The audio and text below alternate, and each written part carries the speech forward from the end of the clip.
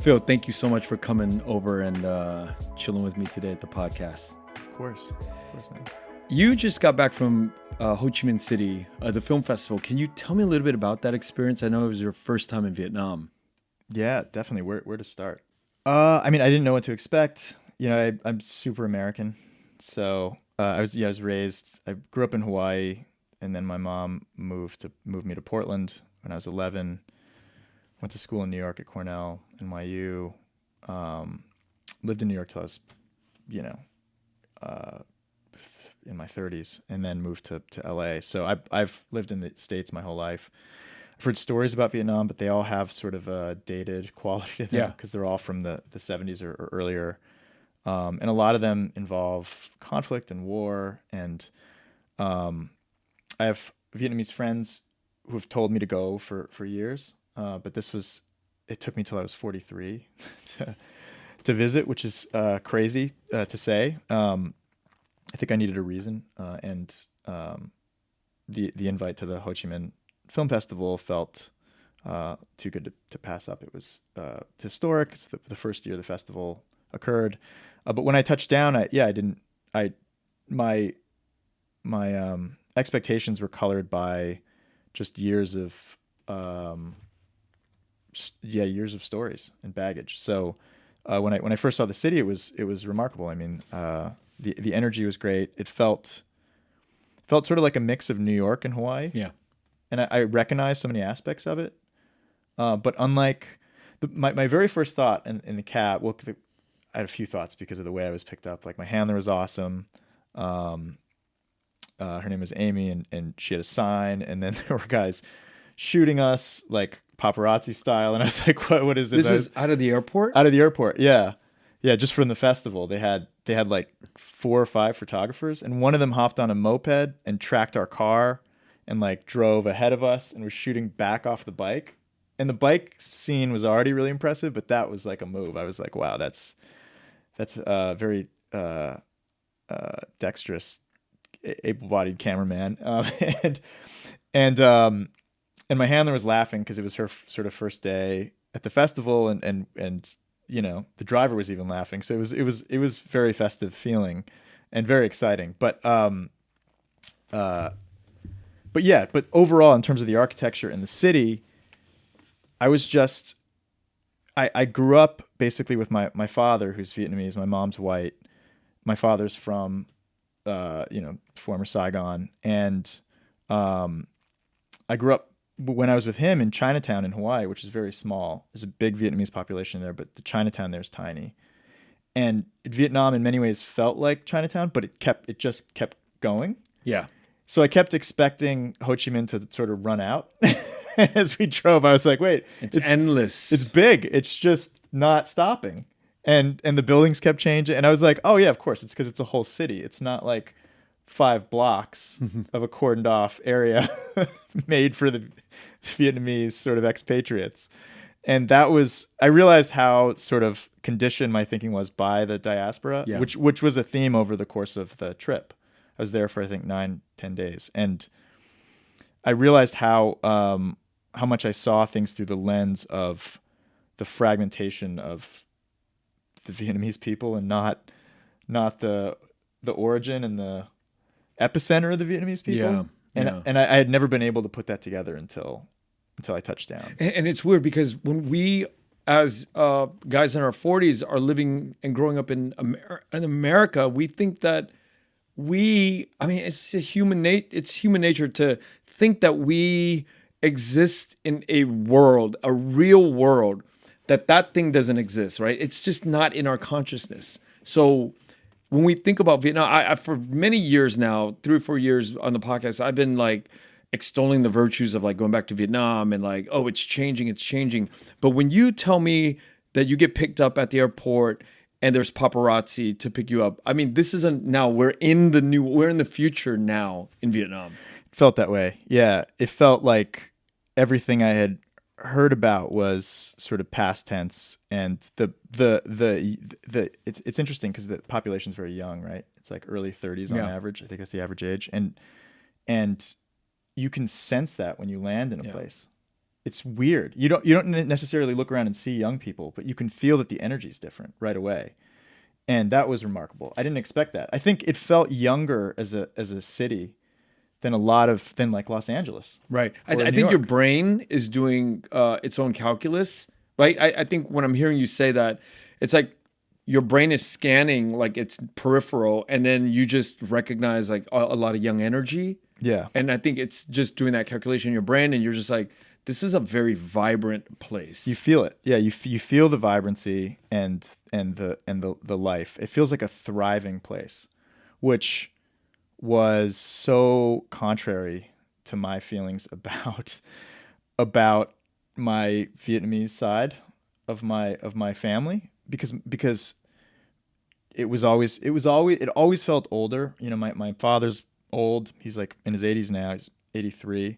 My aunts are younger than him, but also sort of aging. And I always felt like there was a traditionalism and a nostalgia, and also sort of a deep rooted kind of sadness because of, you know, having to leave, and because of having been sort of scattered around the globe, and just not all being together in one place. So there was a bittersweet and somewhat tragic quality to everything, even when I was young, and it always felt like it belonged to an older generation and to older people. And so to flip that and suddenly to feel the vibrancy of the city, the youth of the city, and it just felt, it actually, what I didn't expect at all is it felt like sort of hip too, because I just immediately associate it with, like, you know, I don't know, something sort of not passé, but just like just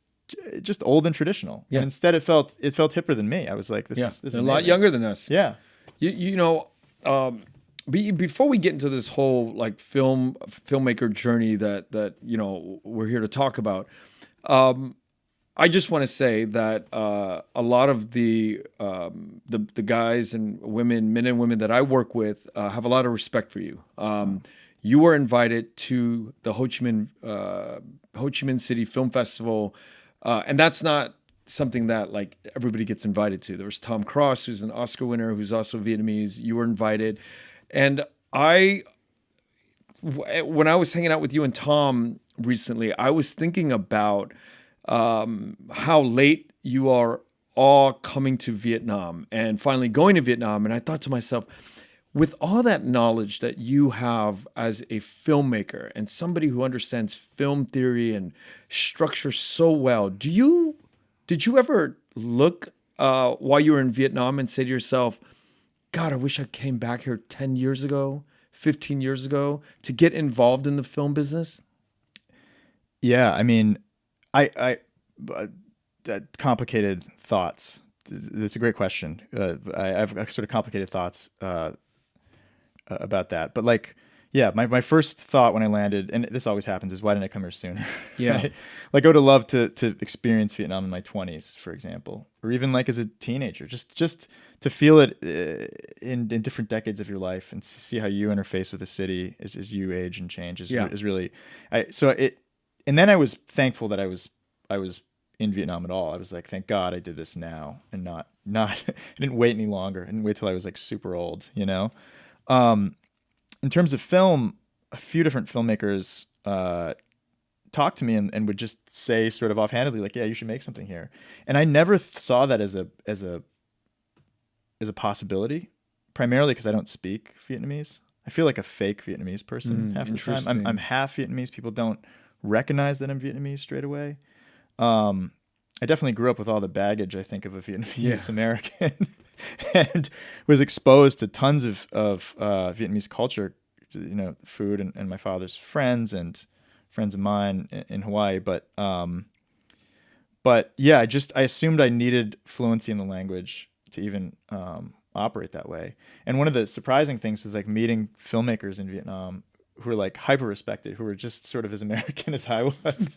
Like Tom, for example, is obviously very American. He's half Vietnamese, just like me. A lot of our experiences, I think, were similar on the trip. He's an amazing, probably one of, if not the best editor in America, right? Like he's incredible. Like his work is unparalleled. And and he was one of the first people I spoke to as we were hanging out on opening night, and it was just weird to speak to someone so similar.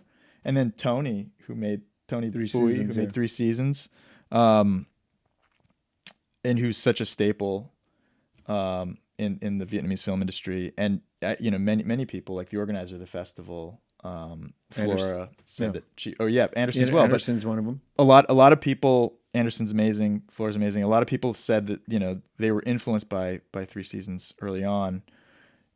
Sort of taught them that film was possible in Vietnam. Tony he's so wonderful, and he's so American.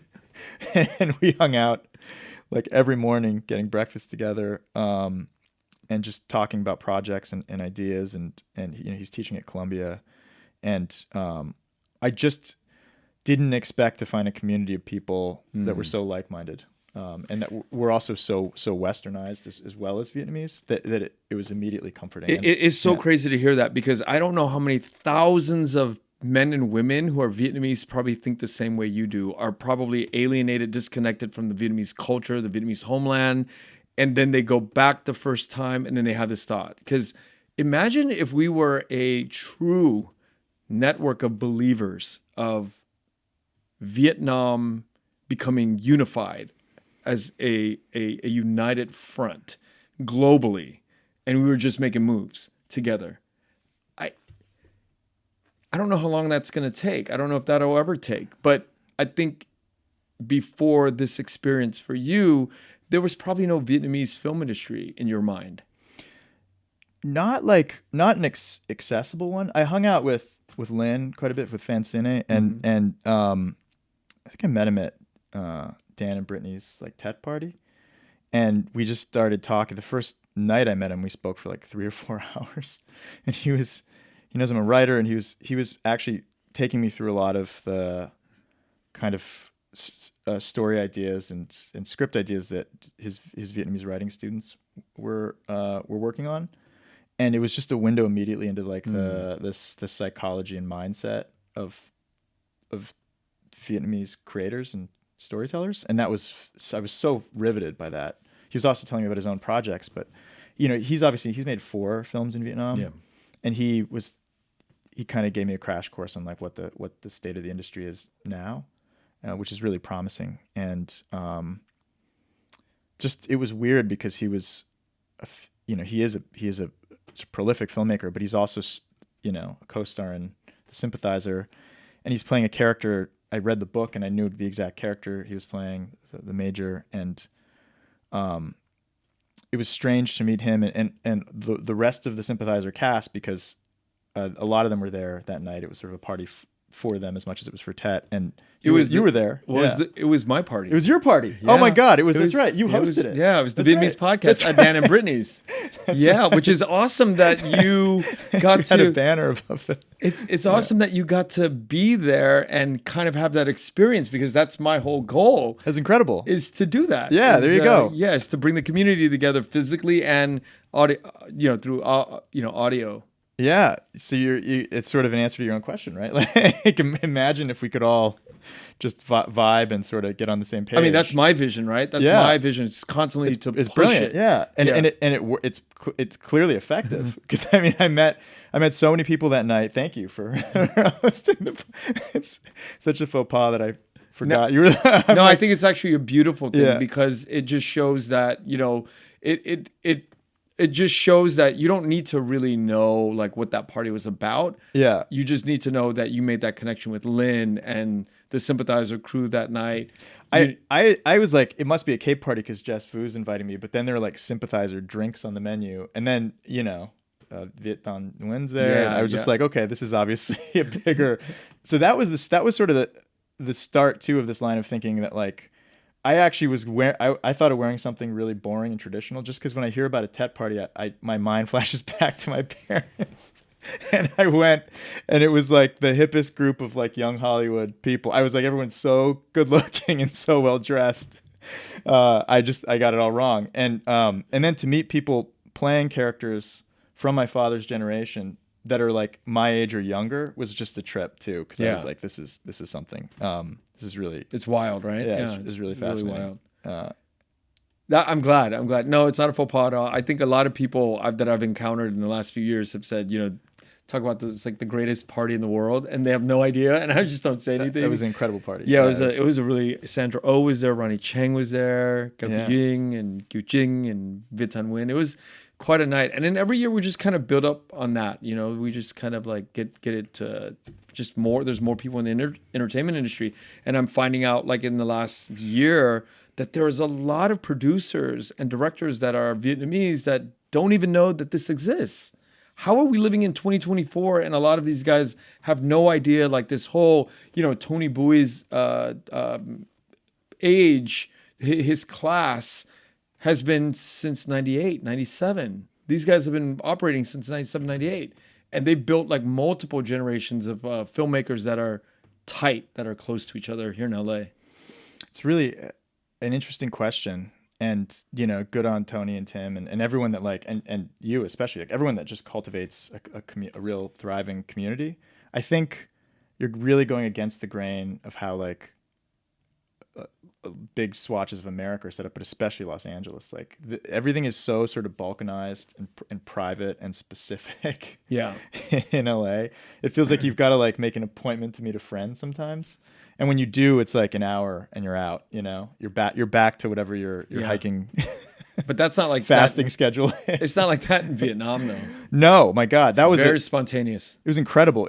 The hangouts didn't stop and I kept meeting new people like as I was hanging out, and I would go back to my hotel thinking that was great. I guess, I'll catch up with them later. And then an hour later we'd be out again in some different combination. And I was like, and it felt great. It was a real throwback to like, just, it felt like being in, in grad school or college in New York. Like it really, but the fact that that's just the predominant culture there and everyone's so collective and everyone is so available and there's just a real like mind meld that goes on when you sort of drop some of your barriers and guards that I think are just par for the course, like in a city like Los Angeles. Yeah. So what you're doing is incredible, like bringing people together in a way that the city doesn't is like, I think crucial to cultivating like a real sense of community. We're bringing Saigon to LA. Yeah, totally.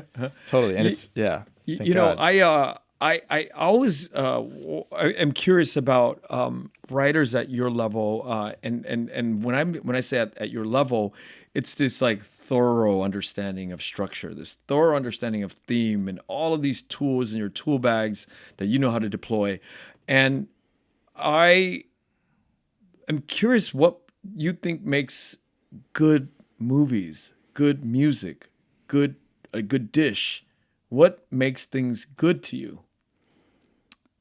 Wow, that's a great question. It's, I'm not sure if there's an easy answer. Yeah, because you understand structure and form so well, and then there's constraints, and then within these constraints, some kind of quality magically appears.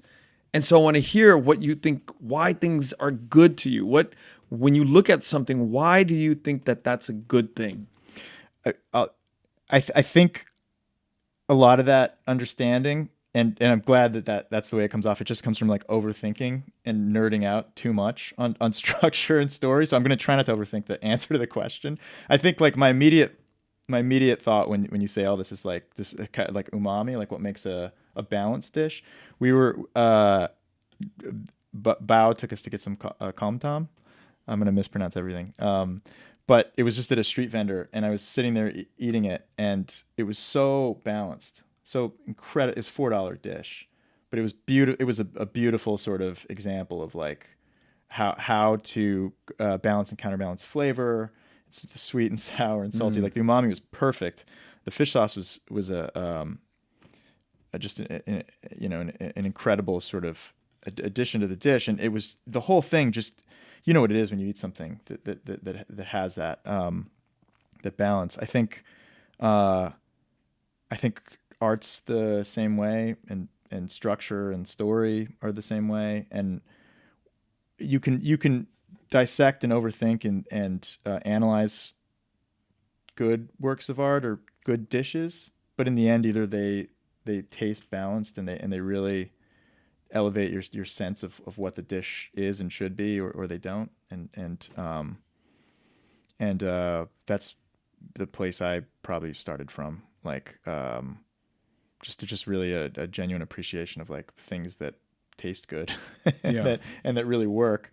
And then from there, you know, you try to figure out why, and you attempt to create good tasting dishes yourself, and you fail like a million times. Yeah. And you have to kind of keep going back to the drawing board, fine tuning a recipe, and then you figure out kind of how to actually pull it off in a way that is satisfying to you.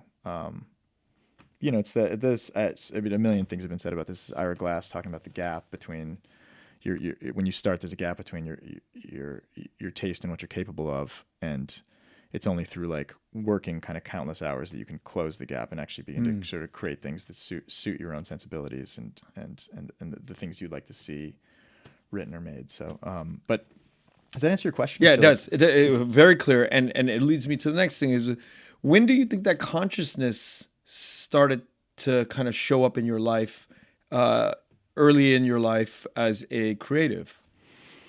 This understanding that balance, this understanding that all things need to kind of harmoniously blend in together. As you were coming up as a writer, as a filmmaker, when did you start to see these things in clear focus? I mean, I think I don't know how early it was. I mean, I started as a writer in pre-med at Cornell, out of high school. I always knew I was sort of more art inclined than sort of science or math. And I got out of pre-med because I was too into writing, and I started shooting like student films at Cornell, but the department was really small. I ended up graduating with like a film and writing kind of dual degree, and then went straight to NYU after kind of debating what film school to go to. And NYU was great because it was really a crash course in like how to actually make stuff. I realized how little I knew about production and lighting and framing, and it is a heavy sort of directing and cinematography focus school. So I mean, all the practicals of like making stuff just sort of flooded into my brain. Like within a couple of years, you sort of learn everything. You work on every type of set. You watch all the types of breakdowns filmmakers can have. You try to be a fly on the wall so you don't get involved in any sort of ongoing set dramas, and take in as much as you can. I got out of NYU with some shorts that went around, like won some awards at festivals, got me reps. And I, you know, my father was never like a wealthy guy. Like he drove a cab throughout my childhood, and never really took on like a bigger job. My mom worked for Kaiser, running like labs. So I because of my mom, I was sort of fairly middle class, but I had to make money straight away. So I just immediately translated the short kind of film success into commercial work. And my first reps were at RSA Films, at Ridley Scott's company, and Rhea Scott was my manager there. And I was with them for almost a decade, and I've since jumped to 2 other commercial companies. But I started really out of film school as like a commercial director, and that's been my mainstay. That's generated the majority of my sort of income and been a big chunk of my career. And then in 2018, I'd been writing the whole time, but I met my writing partner through mutual friends, the Lucas brothers. They're comedians, and now really great writers and filmmakers in their own right. They made wrote on Judas and the Black Messiah, and my writing partner wrote on a show of theirs that was animated, and we got together, started working. We wrote a script that got on the blacklist, and then just started writing consistently from there. Got in the WGA and have written on a bunch of like OWAs. Those are open writing assignments for different companies, producers, studios. And now writing has sort of eclipsed, I think, my work as a commercial director. And I still haven't written a long form sort of feature or show that I've directed myself, but hopefully that's to come. But I don't know if any of this answers your question. Yeah, I mean, that's sort of my history, but yeah. You're leading me there. But I'm always wondering with people, where along the journey do you kind of have this consciousness, this light bulb come out that you see things that are sensical in the creative work that you do. Was there a time like when you were a kid, riding in the back of your dad's cab, or was there something that happened? You're like, oh, this shit's making sense to me. This is a path that I might want to go. Was there like a moment, a seed in time where you started to kind of understand that I am a creative person and I'm going to go on this journey one day? I mean, I would try to make like little films, and as a kid, on a VHS camcorder, and construct them and figure out what made them tick. As a freshman, we were cutting on film. Like I was sort of the last end of the last generation of people trained on like, 16 with an actual physical splicer and shooting sometimes on Bolexes or K3s, like these Russian cameras. So really doing everything by hand. And I think the tactile, like physical aspects of film were really enticing, and everything felt crafted. It felt like you were in a kitchen in a in an edit bay with physical film, or like checking out gear. You're really with your hands are on the tools, and you're trying to kind of construct something.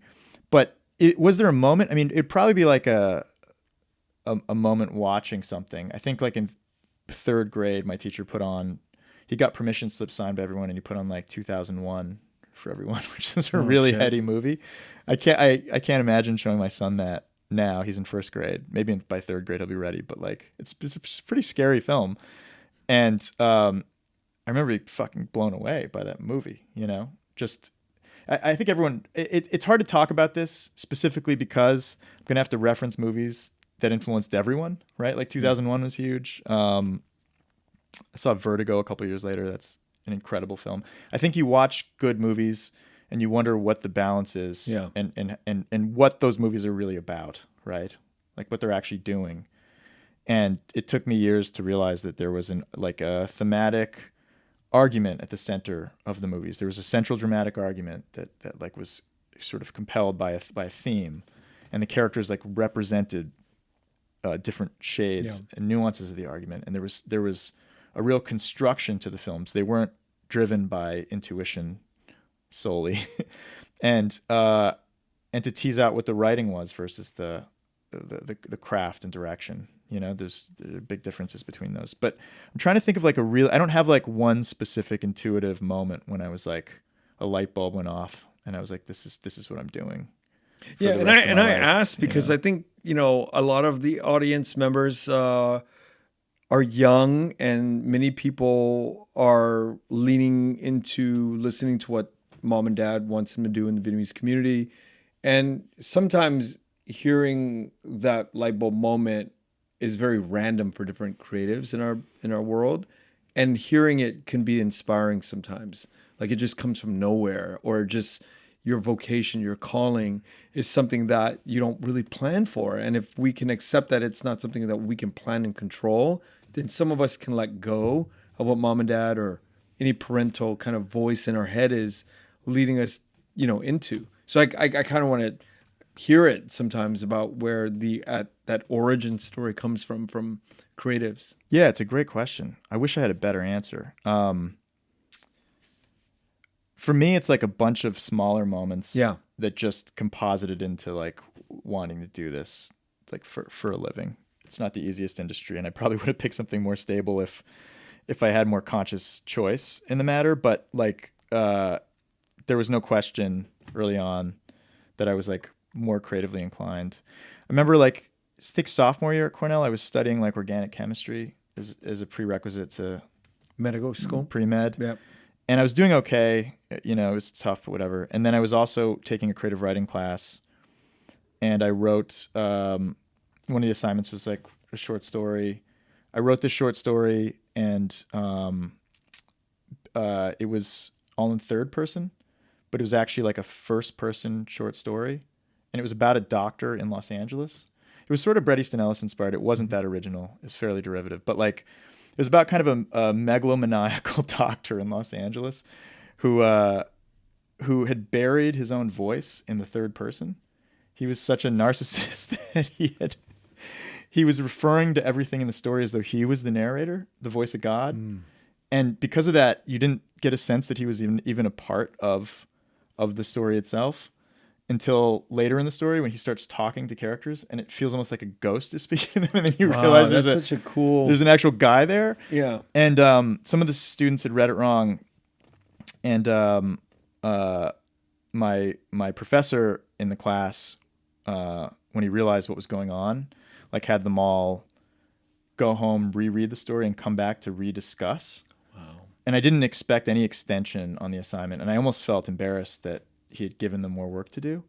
But I also like got a bit of a rush because I was like, whoa, like I disrupted the class and the flow of, and they were actually having to rethink and consider something that I had kind of hidden in the story. And that next to organic chemistry, like there was just no comparison. One was so sort of robotic and systematic, and one was all memorization, and the other was like just absolutely thrilling. And did you was that a turn in your Yeah. life right there? Yeah. Then I quit. I talked to my professor and I said, I'm not going to do pre-med. And then he said, your marks are good, you shouldn't stop. And I was like, it's just not for me, and disenrolled from all the medical stuff, and took up more writing and film classes. Yeah, that happened right after I got this crazy headache, and it only happened once in my whole life, but it was a migraine with aphasia, and I had to go to the hospital. This might be actually the moment you're looking for. I don't know. But it was in college. I just got this headache that like started blanking out my vision. I had these huge patches of vision that were like missing, and then I couldn't speak. This was no regular headache. Yeah, it was nuts. It was these like action potentials like travel across the hemispheres of your brain. They garble everything. It's like having a stroke basically. But it was just this horrible migraine. I got like admitted to the hospital. I got a spinal tap, CAT scan. Like how long did it go on for? It went on for like 7 or 8 hours, where I actually couldn't form sentences or tell people to like help me. It was everything that came out was some distortion. My words were garbled. It had never happened before or since. And I think it was maybe emotionally triggered by stress. Like I deeply felt like I was on the wrong path, going into like an area of my life, going into a occupation that wasn't for me. I was forcing myself to try to commit to something stable, like medicine. And as a result, I actually made myself, I think, sick. And finally, my sort of speech came back. I didn't think it would. I remember laying overnight in the hospital thinking like it was just gone, and I wouldn't be able to form sentences. And finally it died down. And then I was terrified that it would happen again or keep happening, and shortly after that, I switched. I think because I realized there was something to that. Like if I didn't make use of my power to speak, like it might just go away. There was some feeling like I had to champion it or cherish it or. See, and when I hear these stories, this is exactly why I ask them. I think sometimes that it's like divinity, right? It's just there's these things that happen to the guests that come on the podcast, or you read life stories or biographies, and it's just like you have these things that are almost. There's no free will almost. Yeah.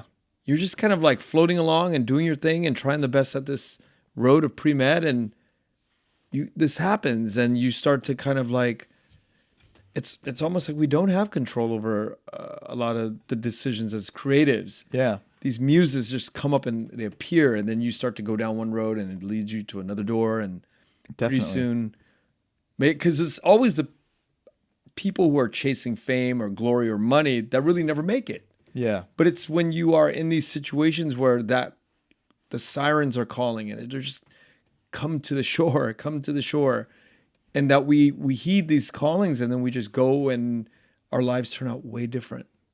Yeah. Yeah, that's very true. It didn't feel like it was an active choice, or it felt like it was beyond my capacity to actively choose. Like my body would shut down if I made the wrong decision. And then I also felt like it was a really distinct dialectic. Like it was basically the choice was between either like using my voice or repressing it and letting it sort of diminish and shrivel away. And that was it. It was like, if I go this one route, I'm really not myself. I'm not going to be able to speak for myself ever again. And if I go this other, then I have a shot at developing what I want to say and figuring out really who I am and what I want. What kind of stories do you want to talk about in your films or your movies today, right now? If I say, hey, Phil, unlimited budget, not unlimited, just I'll give you a standard budget for a decent sized film. What are kind of the films that you want to make? That's a great question. I mean, there's like two answers, right? There's one that's sort of externally driven, like genre based, Okay. right? Like, oh, I'm drawn to like grounded sci-fi or I don't know, thrillers or horror. And then there's another that's like just theme based, right? Like what do I actually want to say? And I think that varies per project, but I'm typically drawn to themes that are really a comment on like my own daily struggles or those of my friends. I think we were talking about a project earlier that's really about like just a sampling of like things I'm working on currently without getting into what they're, what the projects actually are. It's like one is about sort of transactional or false friendships and the way that LA sort of cultivates a whole system of sort of social capitalism, really. And that's fascinating and so true, like down to the level of like every interaction I have. There's always some sort of exchange of value. Nothing totally feels authentic or genuine. Authentic or genuine. I mean, I think it varies. I think I have a lot of authentic and genuine friends, but I also think so many social exchanges boil down to some kind of transaction, and that's unfortunate. I think that's really real in LA. I try to focus on it and be conscious of it to avoid the trap of it, to avoid the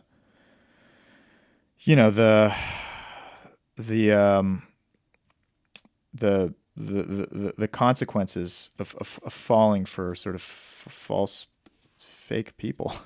But do you think that happens in other big cities like DC and New York, in the fashion business in New York, finance in New York, politics in DC? Do you think the same mechanics are playing out?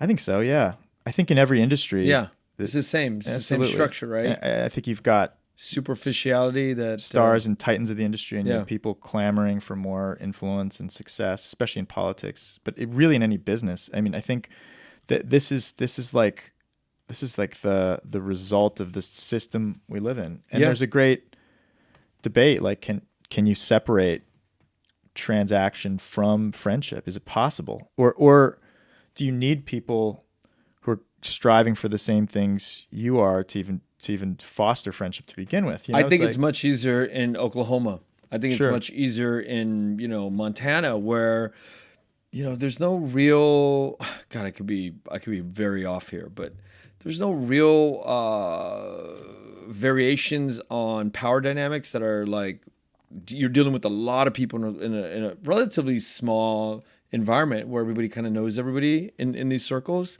And so the minute somebody crosses the line or does something bad, you want to kind of extricate yourself and cut the cord from that friend.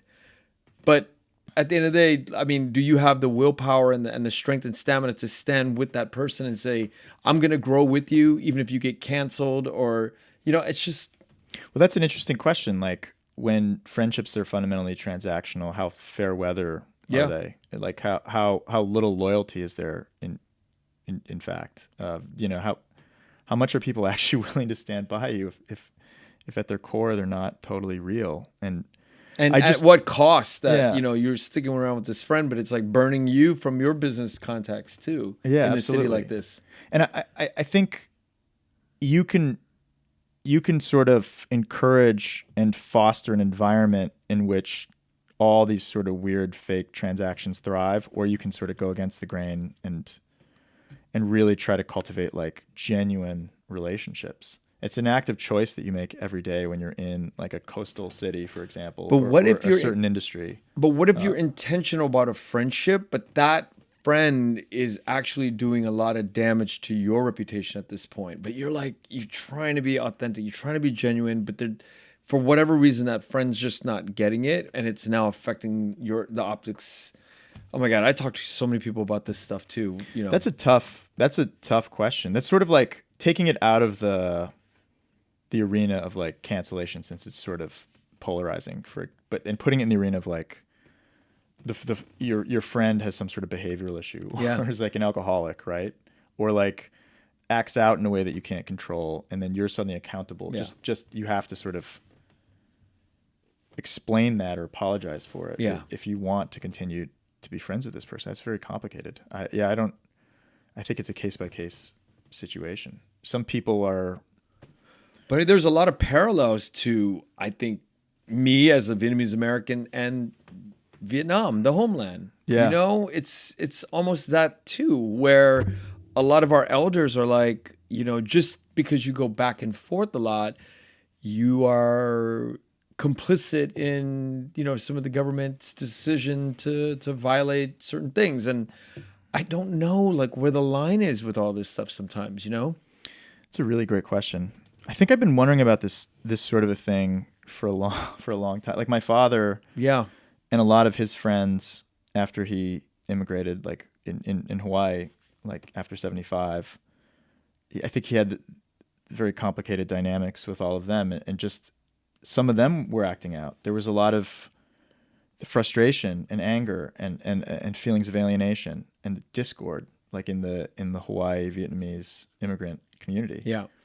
And they would get involved in things, and he'd have to go to court, and like he speaks Lao Thai, Vietnamese, French, English, and he's very fluent. So he would translate for them, and he became like unofficial legal counsel in these difficult situations, like negotiating with, you know, the kind of local court system, government, and a lot of times he couldn't afford lawyers. And I think that was in large part why he kept driving a cab, because he was also spending half his time, like it became another job, like helping his friends with like unofficial legal counsel in the Vietnamese immigrant community. Wow. It was amazing. I mean, it's amazing. And but I think about how many behavioral issues he, you know, existed within his community, and how often he probably took the rap for one of his friends acting out or punching a guy or just raging out about something, you know, or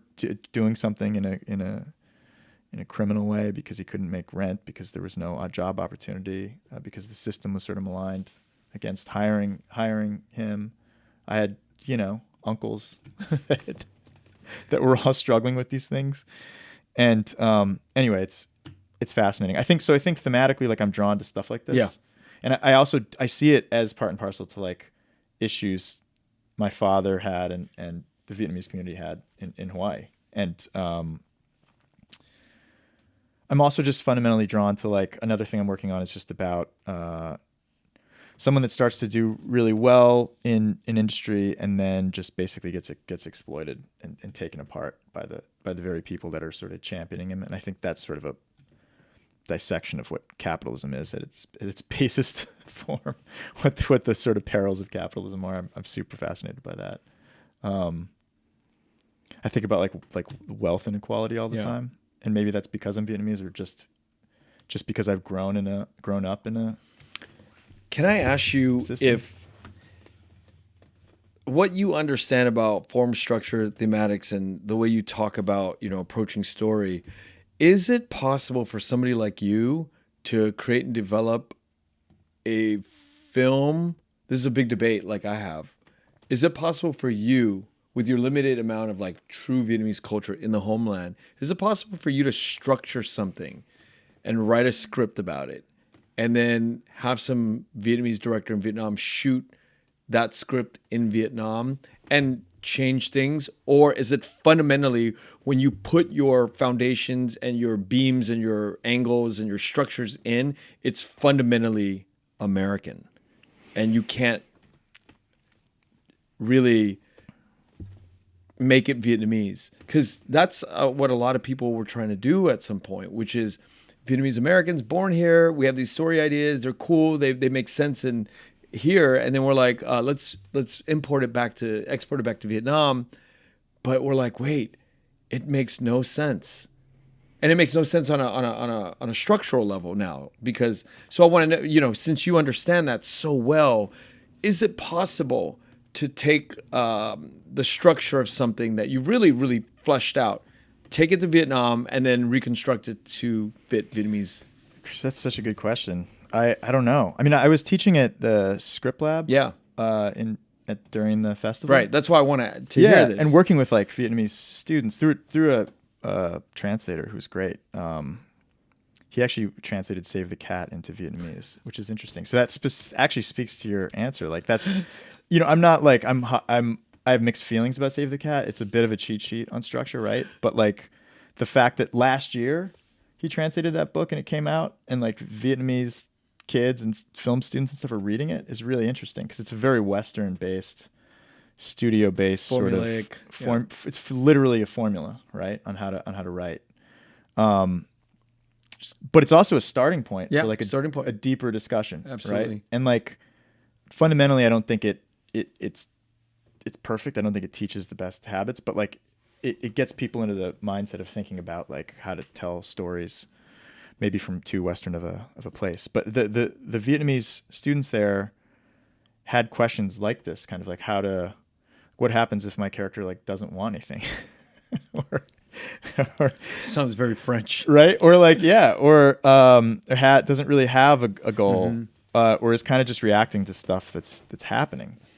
And I was like, I mean, typically I'd say, well, that's a passive character is going to like, in my own work, I wouldn't want a passive character because there's no driving force. There's no goal. There's no goal. There's no conflict. There's no story. Like there's all these mantras, right? But like when you think about it from a more Eastern ideology, it's like, well, maybe wanting things is sort of the problem. Desires equal suffering and pain. Stories thrive off suffering and pain. But what about someone who's escaped that loop? I don't know. Exactly. And that's the thing that I am thinking about a lot these days is, are Vietnamese American filmmakers qualified to bring their babies back to Vietnam and produce them in language, in the cultural kind of understanding? And I don't know if that's a successful model the more and more I think about it.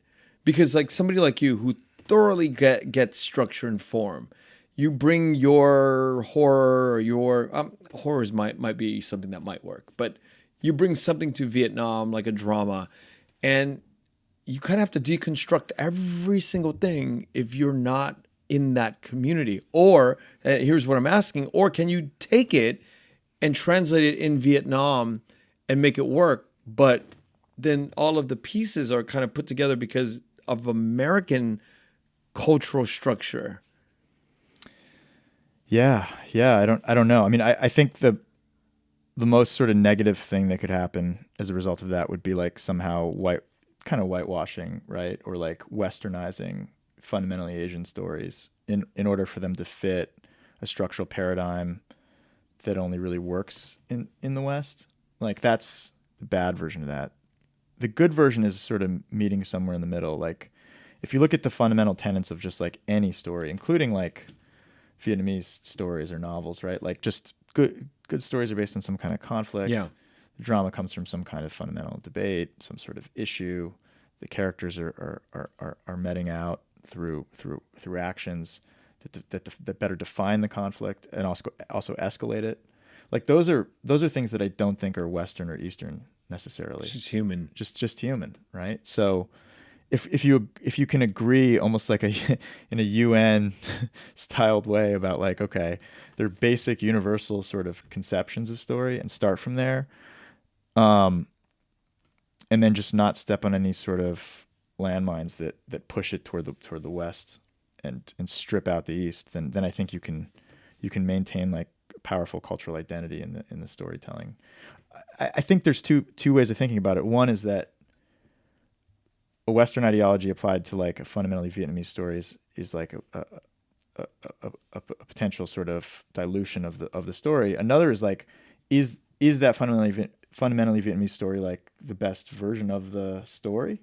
And only the filmmaker could probably answer that. But is the filmmaker being stubborn? Is the writer being stubborn? Or is there a way to sort of better tell the story? Like, leaning too much on cultural heritage, I think, can also just detract from what makes a good story. Yeah. Actually addressing, like, can you make this better? Yeah. You know what I mean? Yeah, I do. So like, if there are ways to make it better in any language or culture, I think those should be explored. Yeah. It's rare. I'm going to steer the ship out of film now. It's rare that we meet fathers who are Vietnamese and mothers who are white. Oh, yeah. It's rare. Yeah. Right? Yeah. This is majority are, you see Vietnamese moms and white dads, right? 95% of the time. Did you ever notice that growing up? Yeah, it was a little strange. I didn't analyze it much. I mean, I knew that in Hawaii I was like a white kid. People called me Howley and didn't think I was fully Asian. And then I moved to Portland with my mom. My mom and dad got divorced when I was pretty young. And then in Portland, I was like the brownest kid. There were a couple black kids in my class, maybe like, 3 like Latin kids, and then me. And I was just misinterpreted as every race, basically, as Arab or But you Mexican. do pass for everything. Yeah, I'm pretty ambiguous. Yeah. Like the way I look is ambiguous, so people just assumed I was everything. But I was never white. I was clearly not white. You'd make a perfect spy. I guess I would, yeah. Yeah, it's impossible to pinpoint where you're from. If I was better with languages, just too bad I failed on all fronts, just English. But I'm trying. I was feeling a little bit of French, trying to learn Vietnamese, but yeah. Yeah, I mean, I don't know. What do you think? What do you think is sort of like the difference in your mind between having the Vietnamese mom versus the white mom? Like, I would speak Vietnamese if I had a Vietnamese mom. I think I'm pretty sure. I think Vietnamamese moms are really good at like passing that down. Not all of them. Not all of them. A lot of them. Tom's mom didn't teach him. Yeah. Irene Tran Donahue, she wrote Tourist Guide to Love. Didn't. I think so. So they, and I talked to Tom about this. I think certain Vietnamese moms kind of operated under the same ideas that my dad did, and he was really worried about racism. He really wanted me to be American. He was trying to aid my assimilation, which didn't need any help really. But he even I'm gonna botch my own name, but my last name could have been Nguyen because that's his name. But he flipped it and gave me Van. He flipped it. Yeah, he put Van on my birth certificate. He flipped the name. So I was like, "Where's Van come from?" Yeah, it's his basically his first name. Like, so he made my family name his first name because it sounded Dutch. Yeah, and he didn't want people to judge me. So you would have been a Phillip Nguyen. Yeah, that's actually what my name should be. What did you name your son? Last name Van too? He has his mom's name because of the divorce. So yeah, it's tricky, but very tricky. Yeah, we don't need to get into that. That's okay. Yeah. What else do you think is a result? I don't know how many case studies you have to compare all the Vietnamese moms versus your situation with the white mom, but it's really interesting because I think for me, when I was growing up, I always thought that I was inferior to the white man. Yeah. Therefore, the white women were almost impossible to get. So in your situation, you have a father who scored a white woman, right? So I wonder it's a funny thing to say, but from somebody who's really plagued with these shameful sort of paradigms in my mind about like, white women, Asian man, and then you think back to the 70s. There's this guy who picked up on a white woman, had you. I'm like that is a question for me, right? Like I definitely curious about it.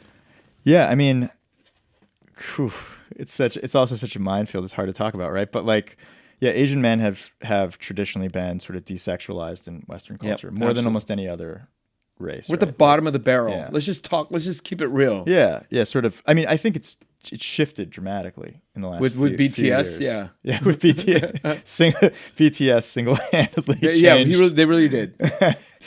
And I think it's going to continue to shift because it's crazy. Like when you go to Vietnam and you actually like, that was an amazing discovery. Not to detract from the question, but like just being around a majority of Vietnamese people.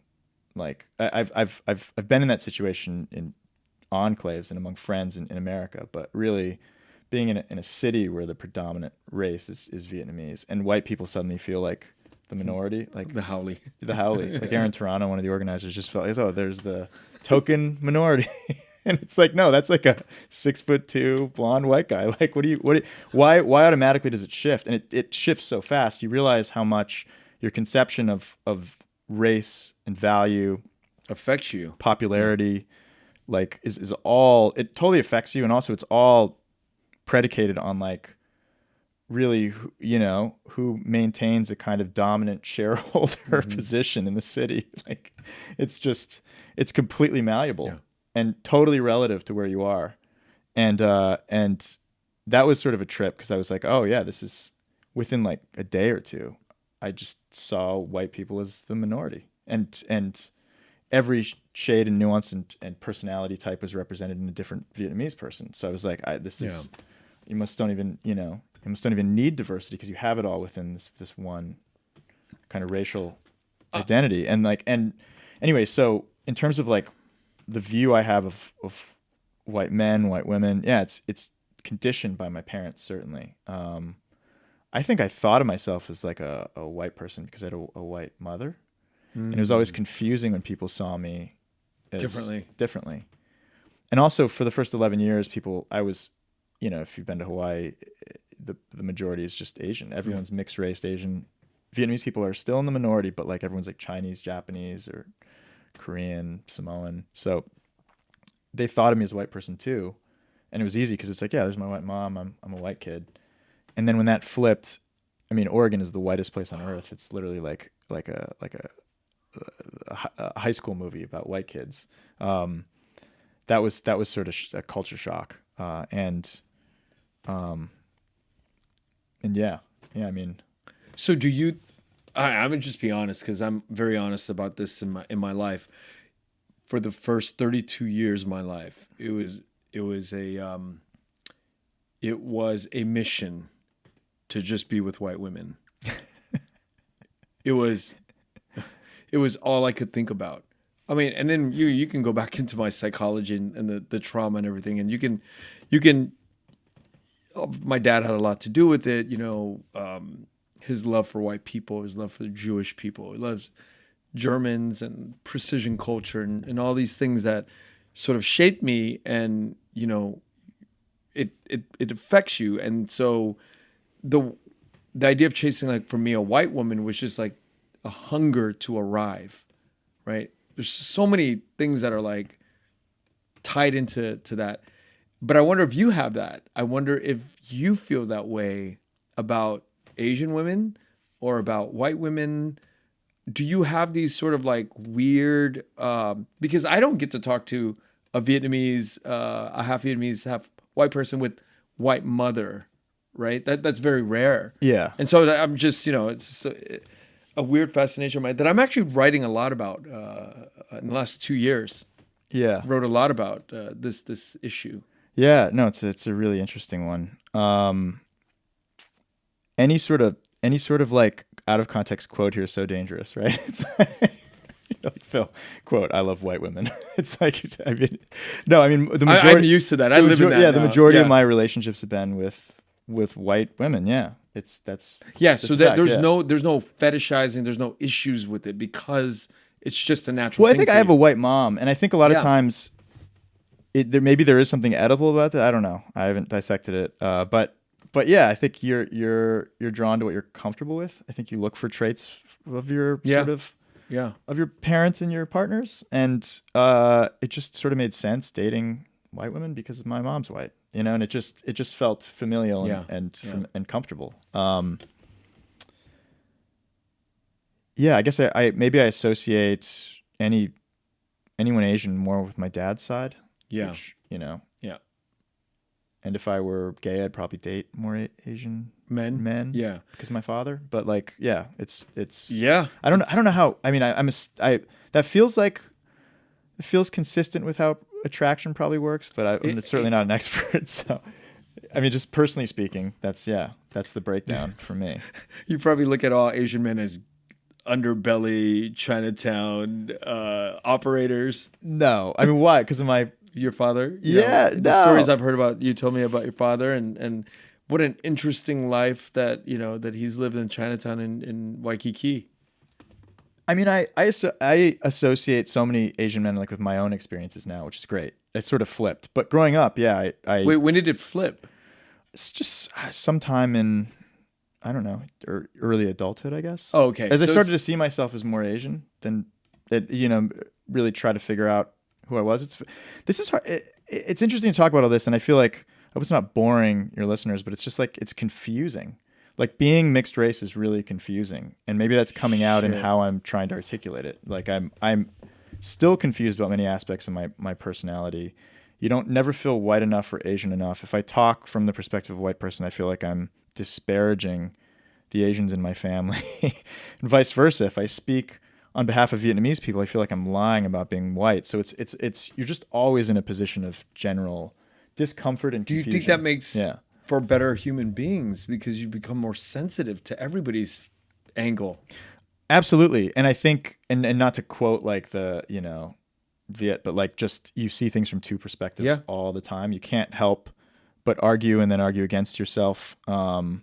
Arguing against yourself. Yeah, Wow. which is a also real fundamentally how you write. Like that's what writing. It makes sense that I wanted to become a writer because it's like that's what writers do. They just argue. They're debating with themselves on the page and out loud and in rooms all day. And just the most effective storytelling, I think, is like arguing two sides very well to the extent that you don't know which is a better argument. And I think that's very much like my identity. I think I'm constantly confused about who I am ethnically, certainly, and also like socially. But the relief comes when you meet other people just like you, and you're like, this isn't a bad thing. Other people grew up this way and feel this way, and I mean, I feel you that know. way as a Vietnamese American, full-blooded Vietnamese. I feel that way. I never feel fully at home here. I never feel fully at home in Vietnam. I think a lot of full Vietnamese transplants in America feel exactly the way Yeah. I do, and have very similar experiences. And Because your operating system is American, Yeah. but your hardware is fully Vietnamese. yeah, absolutely. It's just confusing.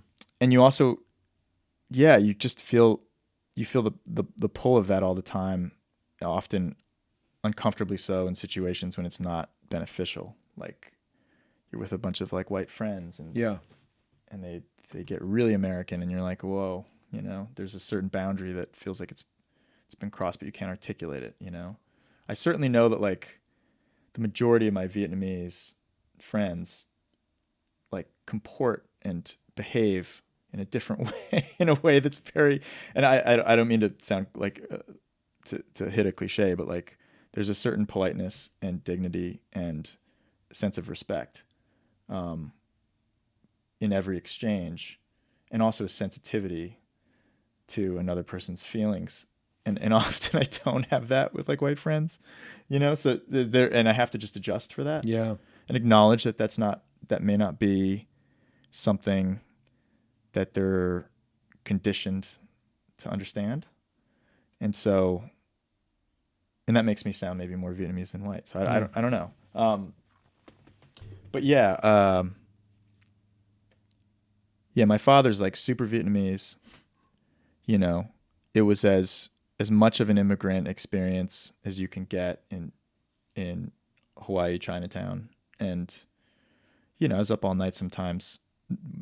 I would go to sleep, but you know, it was like his friends playing poker and eating blood pudding and giving me money, and me watching like laser discs, you know, and no bedtime, no, you know, it's like my mom was very American and very it's just solid and sweet. And You know, this whole idea of no loving. bedtime, if you extrapolate that out to like your life, my life, like we both grew up that way. I grew up, I mean, with no bedtime. I was allowed to drive the car at 13, 14, smoke cigarettes at that age.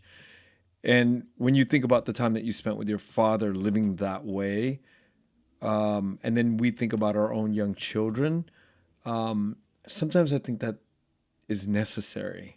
Bedtime No, or no the bedtime? lack of bedtime, Oh, the lack interesting. of rules, the sort of that refugee like early days where they just didn't understand that you need to have insurance to drive, you need to have a driver's license for your kid to make deliveries around the city. But I look back on that and I'm like, it was a beautiful time for me growing up. And sometimes when I think about our own children today, I'm like, there's just so much structure. There's just too much sometimes. Yeah, that's a really good point. I think there's a certain amount of like kind of over parenting Yeah. that is a trend culturally. That being said, I'm very hands-on with my son. And give them structure. I try to structure our days. I try to create pockets where we can do what we want and like think and play and hang out, but also just to like when we're together, like I try to make sure that we're on some kind of schedule, because otherwise it gets, you know, it's a balance, right? It's a balance, Yeah. but this is where you're deadly. I've thought about it after speaking to you the other night. There's a lot of filmmakers. Like I have friends who went to SC and got the MFA and screenwriting. Yeah, it's a hard program to go through, and you start to hang out with people like that, but you realize the vanilla background will never allow them to be good writers. And it shows up. It shows up not only in the work, it shows up in the way they carry themselves. You start to see patterns of like this lawlessness with the certain types of parents that sort of like let their kids kind of run amok, or kids who have like spent time like you in the underbelly, you know, in the cab with your dad.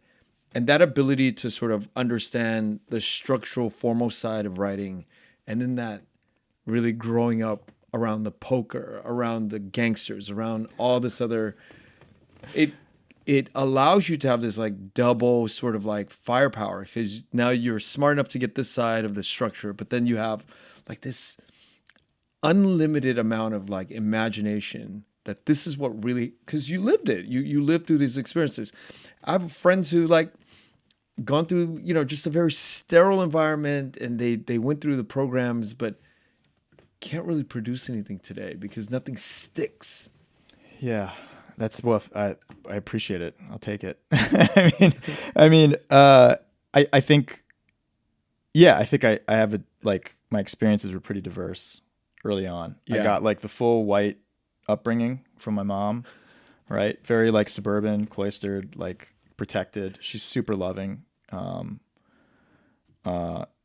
To a fault, protective and loving of me. Mm-hmm. And then I got my dad's sort of side of things, where I felt very much like an adult. I would say that I depart from this with the way I raised my son, which is probably more traditional. But my dad raised me in almost as an adult from a very early age. Like I think he was dealing with so much trauma and loss and alienation, and he was so out of his element. And I think he really wanted me to, in his mind, I think he would have loved to raise me in like Laos or Vietnam. Like that would have been great, but he couldn't.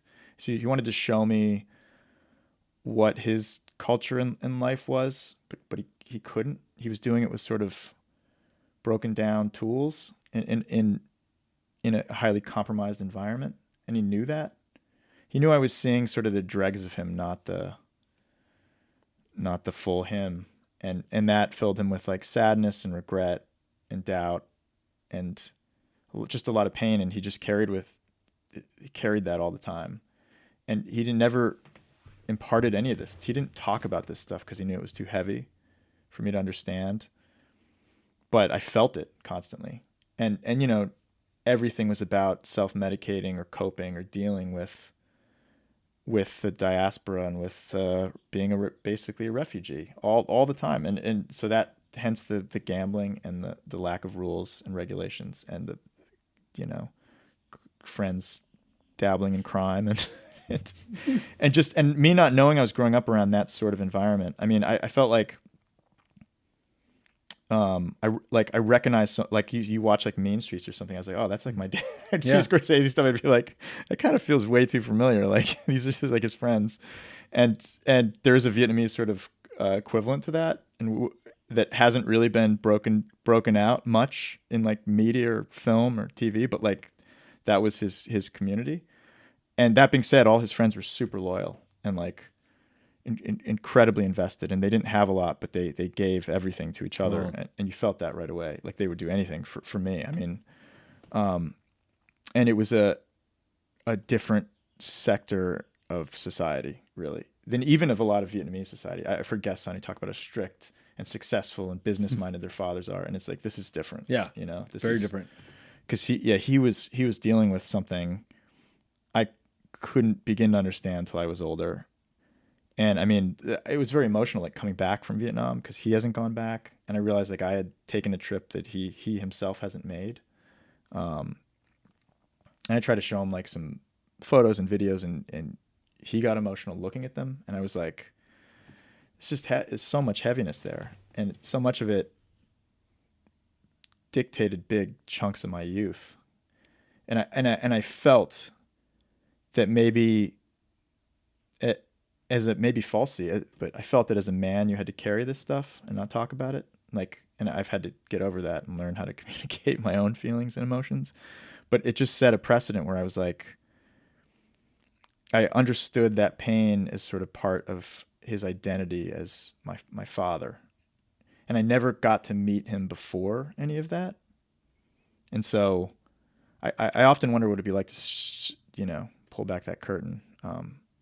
But as far as I've ever known him, he's been kind of quietly suffering, and there's been a feeling of deep alienation, like surrounding him, and everyone has been there to sort of help him with that, like his friends and his people. But it's never gone away. It's always been like an elephant in the room, Mm-hmm.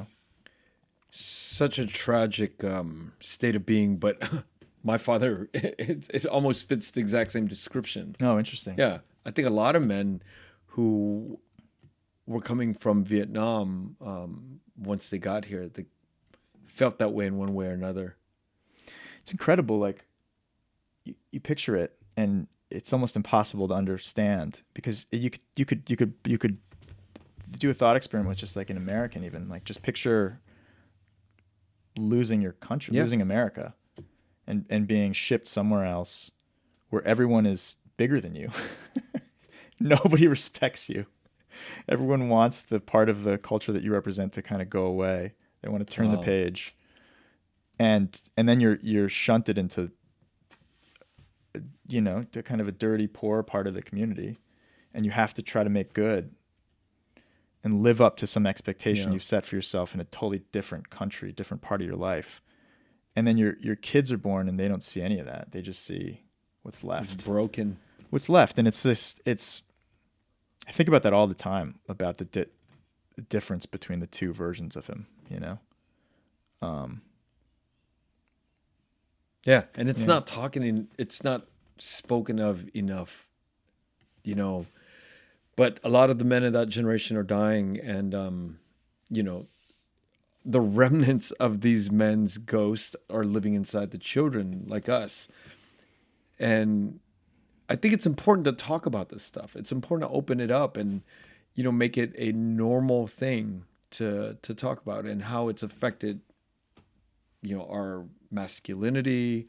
I don't know how it's affected yours, but, I this is my next journey. I think to kind of like talk about the idea of masculinity and how it affects Vietnamese men.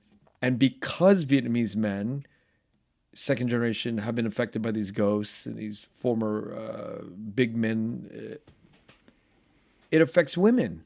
Yeah. It affects the women that you're dealing with. Sure. Right? Because you're confused. Your compass is all off. Well, my gut reaction growing up was to sort of rebel against any sort of traditional view of masculinity my father represented, especially since I saw how in pain he was all the time. So I think I grew up like a lot less masculine. I mean, I went through phases. I was wrestling in high school and weightlifting and trying to, bulk up and be like manly for a short period. But I think by the time I got to college, I just threw that out, and I was like, I don't feel like I have to live up to any paradigm of masculinity. I'd rather be sensitive and be able to cry than lock it all away. And I'm going to go to the tortoiseshell frames route. Oh yeah, you're going to get some glasses. No, you're like, I'm not going to go the masculine route. I'm going to go with the tortoiseshell frames that you're wearing right now. Yeah, I used to wear contacts because I didn't want to have glass. Yeah, but I'm like, fuck it. I love them. I love tortoiseshell. Yeah. Yeah. So, and I think that's important. And I definitely, I raised my son differently. I think, I love him to as much as you can love a human. And I really try to impart to him that there is no, set sense of what being masculine is or should be. Yeah. And I would never impose on him a gender kind of paradigm.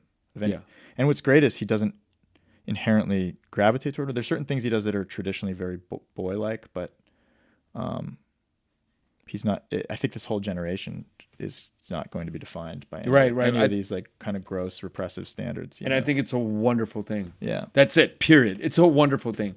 It's a wonderful thing to just be who you want to be. Yeah, absolutely. The freedom to just be whatever your genetic coding is telling you to be. You should just be it. Yeah, definitely. I think it's a wonderful thing.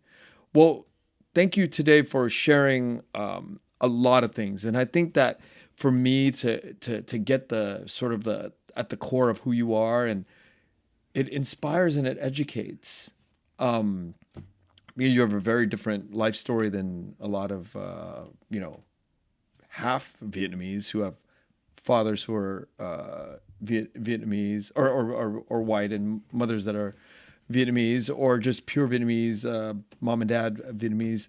You have a different journey, but at the same time, there's a lot of this sort of like shared, experiences that we all go through, and being open to sharing all this is.